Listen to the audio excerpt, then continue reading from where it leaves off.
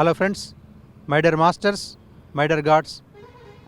మరి ప్రస్తుతం మనం నవంబర్ 11వ తారీఖు పత్రిజీ జన్మదిన వేడుకలు మరియు Vijayawada pyramid spiritual society silver Jubilee celebrations వేడుకలు పురస్కరించుకుని ఇక్కడ మనం ఈ అనుమోలు గార్డెన్స్ అంటే ఈ కార్యక్రమం జరిగేటువంటి ప్రదేశంలో ప్రస్తుతం మనం ఉన్నాము. ఇది తాడిగడపకి జస్ట్ ఒక 500 మీటర్ల దూరంలో ఉంటుంది.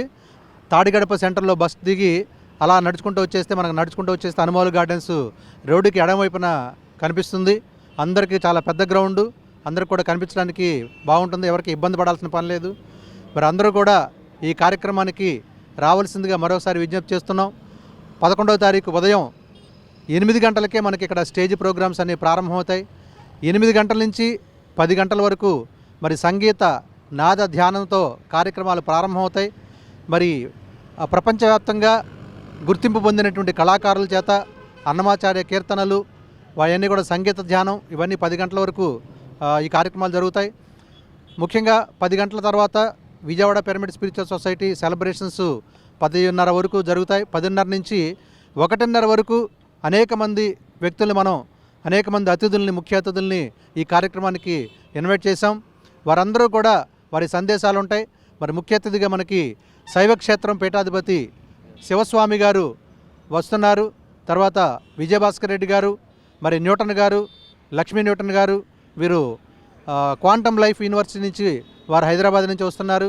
అలాగే ధ్యానగద్దర్ భూపతి రాజు గారు, పరమేశ్వర రెడ్డి గారు, trust board chairman Vijayabhaskar Reddy గారు, పరమేశ్వర రెడ్డి గారు, మరి సేవాదళ స్టేట్ ప్రెసిడెంట్ శివ గారు, వీరందరూ కూడా ఆ రోజు మరి 1:30 వరకు వారి కార్యక్రమాలు ఉంటాయి.